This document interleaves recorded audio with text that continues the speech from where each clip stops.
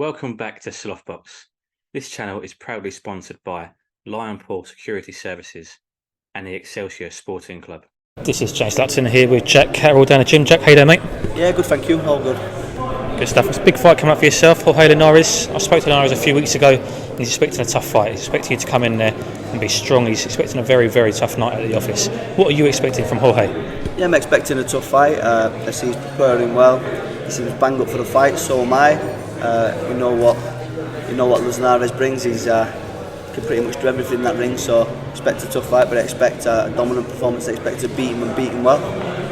He's coming off the back of 3 losses, I think it is. How dangerous does that make him coming into this with nothing to lose? Yeah, it makes him very dangerous. There's nothing to lose.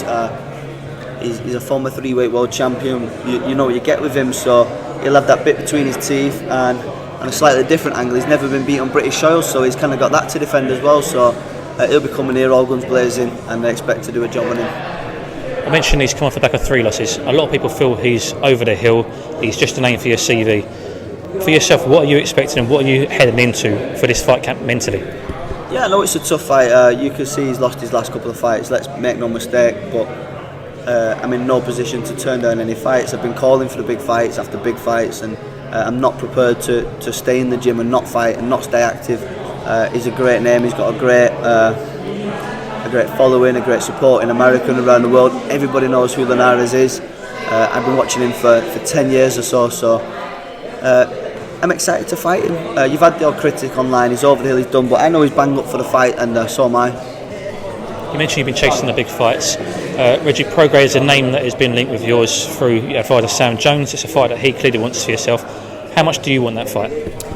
Yeah, I've said it before and I'll say it again. I want to test myself and see how good I can be in the sport of boxing. I want to challenge for the world titles. I want to fight the boys that the fans and the public consider the best. So I want to be in that circle, and I think a win against Linares puts me back in that picture to have the right to fight these boys.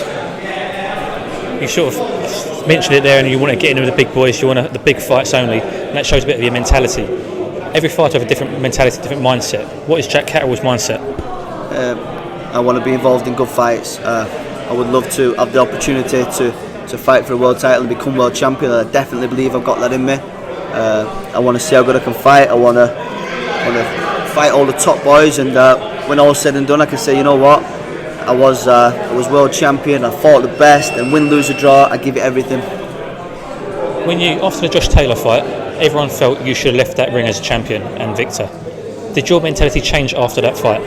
No, definitely not. That was like a once in a lifetime opportunity to fight for all the belts. The odds were stacked massively against me. I think I do belong at that level, and I can mix it at that level.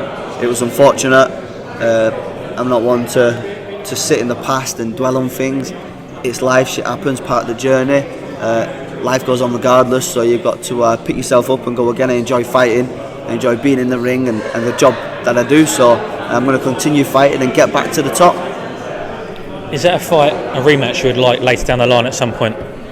Yeah, I think that fight's been mentioned quite a few times. I'm still getting stopped in the street asking to fight him. I know he's been vocal on calling us out, so that fight can happen. Can you have closure for yourself on that fight without fighting Josh Taylor in a rematch? Yeah, I think there's more demons definitely for Josh if he doesn't revisit it. He's living with a lot of unanswered questions and doubts in his mind, etc.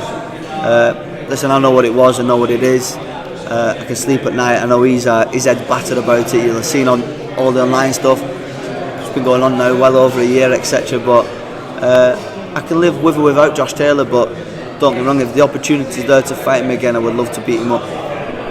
You mentioned with Josh, he's very vocal online. It's clearly in his head and on his mind. For yourself going forward, I know you only look at one fight at a time, but is it a case of championship and then would you look to move up divisions? Would you like to unify? Would you stay at your division throughout the rest of your career? What's your thoughts and what's your plans? I'm comfortable at 140. I was unfortunate not to get a world title at 140 in the fight against Taylor. The goal is now to remain at 140, campaign, win a world title, unify. That would be brilliant, and then the opportunity comes to go on to welterweight and be involved in some big fights, world title fights up at welter, then that's definitely an option.